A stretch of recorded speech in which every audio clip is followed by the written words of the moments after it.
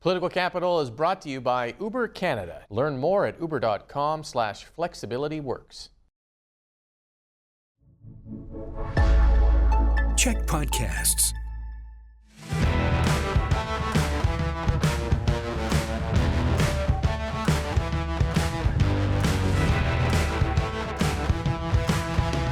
Hey everyone, and welcome to Political Capital, your source for all the latest in BC politics. I'm your host, Rob Shaw, coming to you from Studio 8H at the Chek News World Headquarters, where we are examining the rubble that is the BC United Party, continuing to smolder and burn this week in all sorts of interesting ways as the Conservatives picked through that wreckage to select a handful of candidates to join their election roster. So we're going to break down all the names, who's in, who's out, all of those details with the Pod Squad. You know them and love them each and every week. Jeff and Allie and Jillian are here to enter us into week 2 of just absolute wild political developments. This week was merger week, so we took United and the Conservatives and then smashed them together over a flurry of days where people were getting called or not called and people are moving teams. In the end, 3 MLAs from United joined the Conservatives. That's out of 10 incumbents. Ian Payton from Delta South, Trevor Halford, Surrey White Rock, and Peter Millibar from Kamloops Centre. So let's start there. Are these 3 MLAs the right pickups for the Conservatives, Allie? And is that good or is that enough for the Conservatives? They were the easiest pickups, I'll say that. These were areas where, in Ian's case, they hadn't had a Conservative candidate in there, so they didn't have to boot anybody out or do a bit of a shuffle. For Trevor Halford, my understanding is that there was a little bit of shuffling to move out a candidate for him, but it worked out in Trevor's favor. And then for Peter Millibar, there was a scenario where it was actually very gracious, where the Conservative candidate, there was a neighboring riding opportunity, and so it was very easy peasy. So these were certainly the easier options. I think they were the right fit options, because there's a longer conversation to be had about, like, we've been talking about this in the clear definition of what's happening with, like, the center vote and the right. This is a right-wing party is what I think. And then so Ian, Trevor, and Peter fall into that category of they have Conservative backgrounds. They would easily gel with some of the policies and values that the Conservatives are starting to pick up, and so I think it's a good fit. Mm-hmm. What do you think, Jillian? Were they the names that you expected to see, or did you expect to see any more by the time the dust sort of settled? I think this is kind of about where I thought it would be. I thought that they might use the opportunity to clean house a little bit more and potentially pick up more of the United candidates who weren't necessarily incumbent MLAs, because they had lots of interesting folks running, and that might be easier to kind of insert those people into a new party compared to more centrist or more liberal leaning MLAs that might have be a little bit more forthright, pushing to pull the party back to the center if they were going to have conditions on joining. So they got rid of some of the sort of most egregious candidates, the one that prompted the tinfoil hat that we had on a couple weeks ago. But they didn't get rid of some other ones that are going to still be headaches for them. And we heard lots of noise about that this week. So it's still going to be sort of a similar dynamic going into the election. And of course, I'm sure we'll talk about led to a bunch of incumbent BC United MLAs running as independents in a couple of key ridings, and that's going to change the dynamics of the race, not only in those ridings, but I think also on a provincial level, because I think it'll have an impact on sort of the narrative as we head into the campaign. We'll touch on that independence thing in a second, Jeff, but just what do you think of the names, and is this what Kevin Falcon promised in his press conference to put together the best team between United and the Conservatives? Is that the outcome that we saw this week in your mind? Well, if this is the best team that the BC Conservatives could come up with, then people of British Columbia should be very concerned. Like, let's not kid ourselves. They brought in Ian Payton, Peter Millibar, Trevor Halford. I think they're 3 solid MLAs with a good track record. But don't for a moment believe that this moves the party to a suddenly more moderate place. These are new passengers aboard the Rustad Express, and they've had to fall in line with Rustad's value to get their ticket. And as Jillian noted, they still have a number of candidates who've said and done and hold questionable views. Folks who backed anti-vax truckers who caused chaos in Ottawa, blocked bridges, and defiled and desecrated the Terry Fox Monument and the National War Memorial. And for all the candidates that Rustad has thrown out, all the ones he's moved out, he's never once actually acknowledged that they did anything wrong. And it's about more than just these people hold weird views, and so what if they hold weird views? People care about affordability, and isn't that the issue? And you're talking about all these weird views, and it's just a distraction, and you're not connecting with voters. When I sit at my barber's chair, Amar at Everest Barbers in Vancouver, check it out. He does a great job. He trims my beard with a straight razor. And when that blade is pressed against my throat, right by the jugular, I want his full, undivided attention on what he's doing, not watching the soccer game on TV or talking to the other barber. Focused on me, because the stakes are kind of high. I would like to get out with a good-looking beard and be not dead.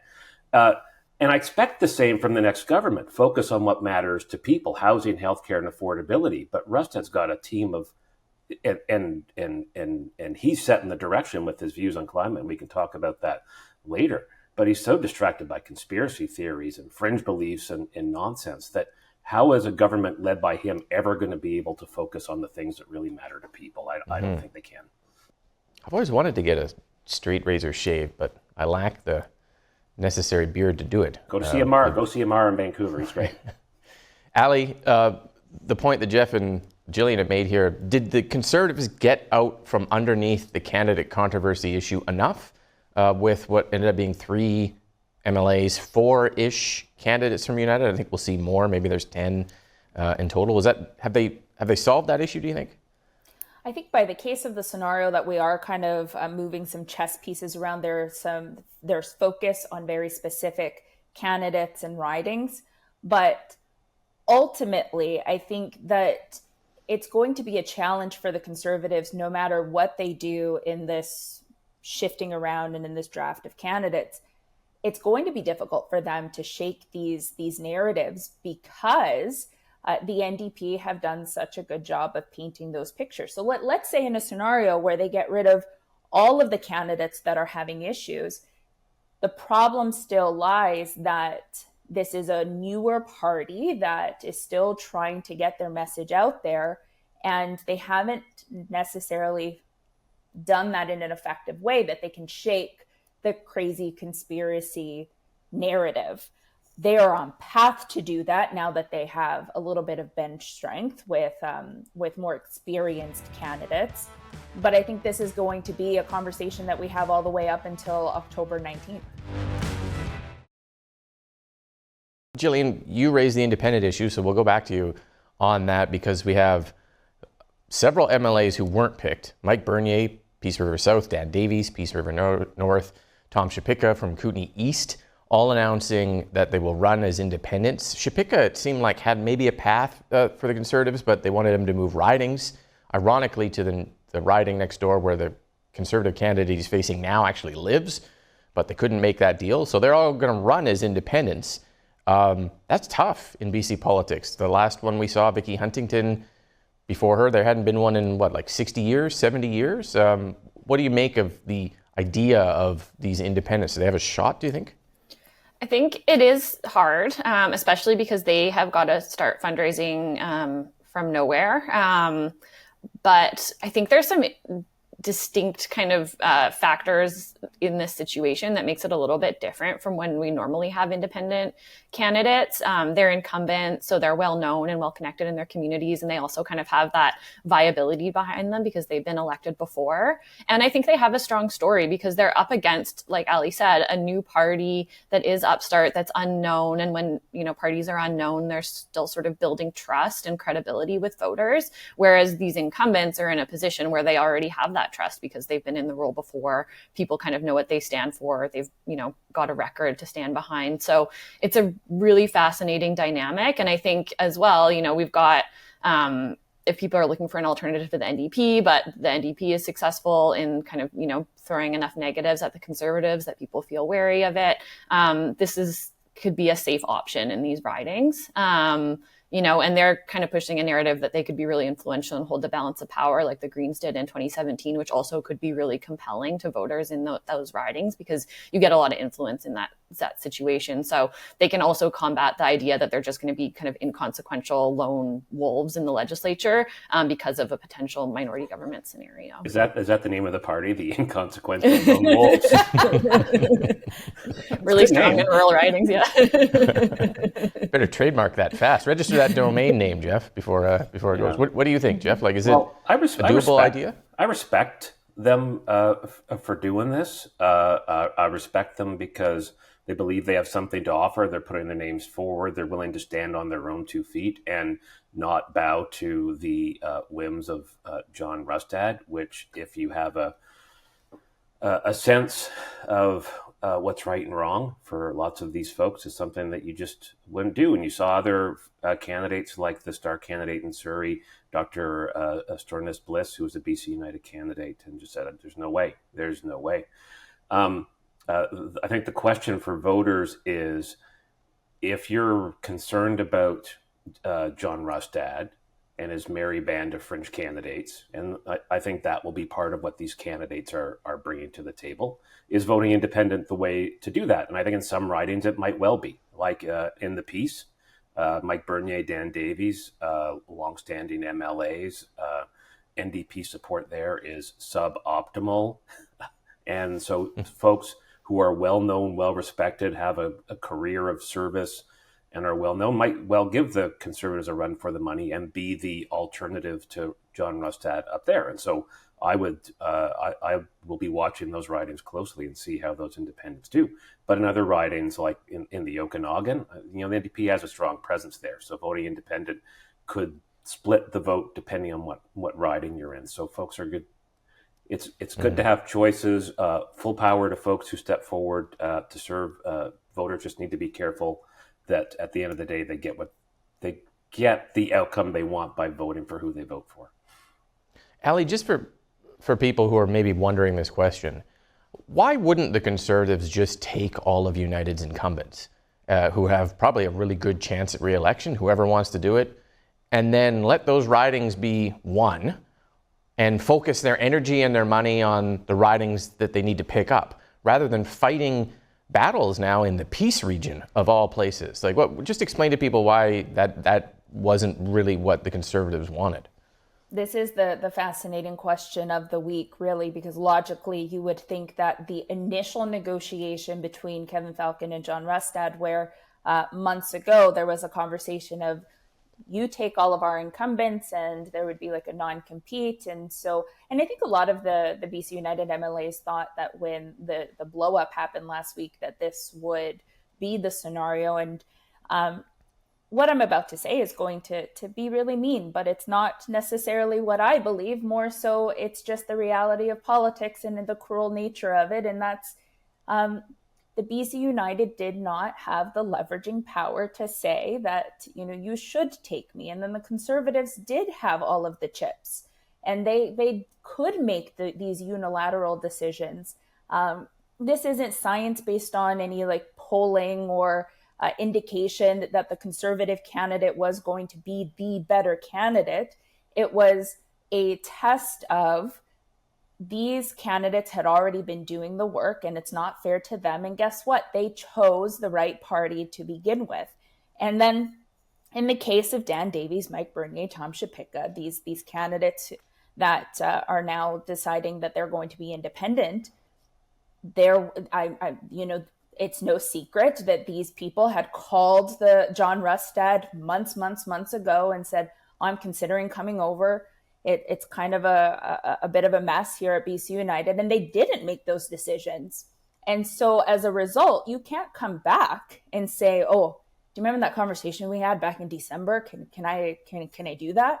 That's not how this works in politics. And so the loyalty of the Conservative candidate that was already in place did have the upper hand. And so it may not make sense to our listeners and viewers, but loyalty does mean a lot in politics, and for those Conservative candidates, they saw the writing on the wall. They chose the right party, and here we are.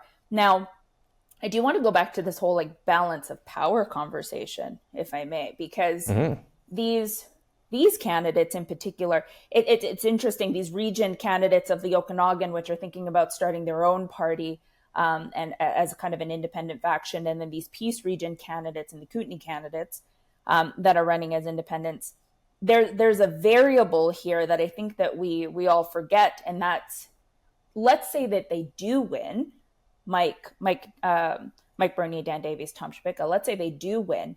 There's always an option that they could go back to BC United. BC United isn't dissolving as an organization or as a political party. They could very well be BC United candidates on the other end of this. It's just that the endorsement of having the political party next to their name during the election is an impossible scenario, but afterwards they very well could. Yeah. So there is this, like, we have no idea what's going to happen to the independent candidates afterwards.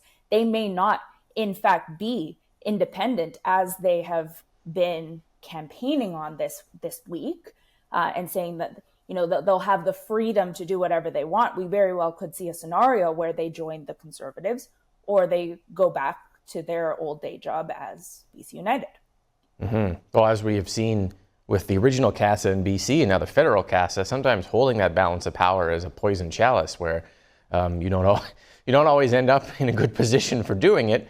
You're right, Allie. Like, if there are independents or folks who might be able to be lured to a party after the election, it might make more sense for them to join too. So that is, we don't know. We have no idea what the makeup of the legislature is going to be, but everyone, Jillian, goes back to 2017 and says, wouldn't it have been great to be the Greens?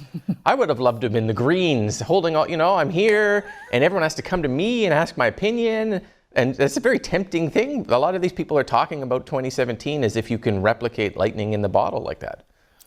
Well, yeah, I mean, it's the funny thing about it. Like, parties can make the pitch. Like in 2017, Weaver famously made the pitch to voters during the debate that, no party should have 100% of the power. We should have the balance of power. But people can't actually really vote for it because you only vote for the candidate in your own riding. Of course, voting for someone who's not from one of the two main parties increases the chance of that happening. But it really is a roll of the dice how the final count goes. So it's a funny one. And I mean, we could do a whole episode on what that actually looks like. But I do think in general it's compelling, especially right now where you have sort of a lot of dissatisfaction with with the two big options, people feeling like the NDP hasn't delivered but not trusting the Conservatives and feeling like they're going to have to vote against something rather than for something. I think it is an interesting option for voters, and it'll be interesting to see where that goes. We could federally too. It could be more similar to the federal situation where the Liberals can work with the Bloc or the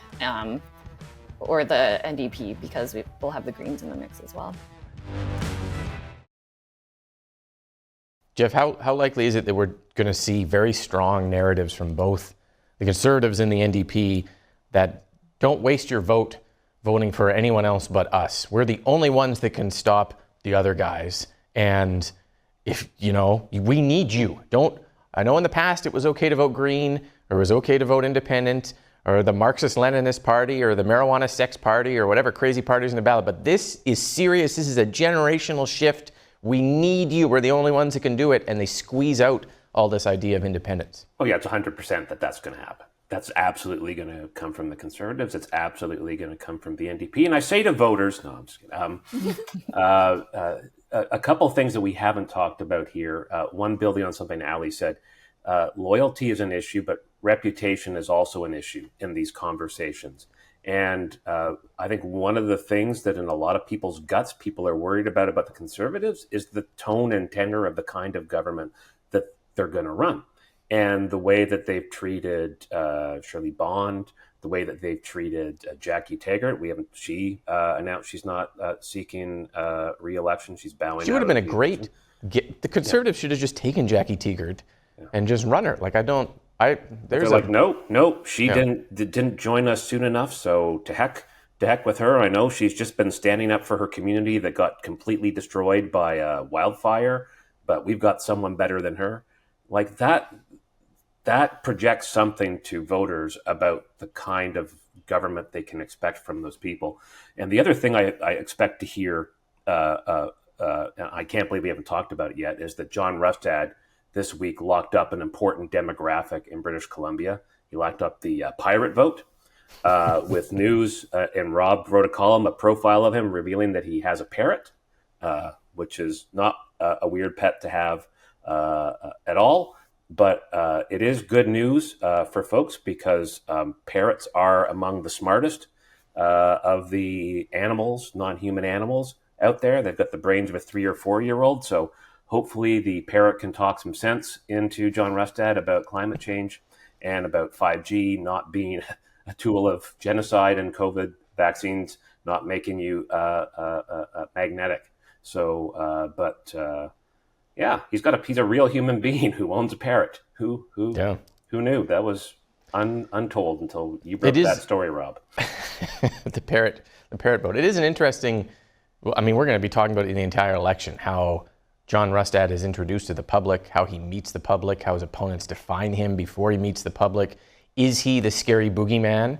You know, I've spent time with him. He's not a scary boogeyman, but neither was, Christy Clark.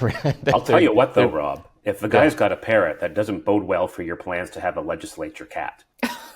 Oh, This is true. Actually, that's right. I had not actually asked him that question, but the parrot and Bring the cat your pet can't to work coexist. week, and there's a legislature cat. What's going to happen? Well, but that's it. Well, we have to go back to vote for an independent then. That's the way it goes. Okay, thank you to the panel for being here, and thank you for watching. Make sure you subscribe to the audio podcast for more content this week, and we'll be back with all the latest next week in BC politics here on Political Capital. Political Capital is brought to you by Uber Canada. Learn more at uber.com/flexibilityworks.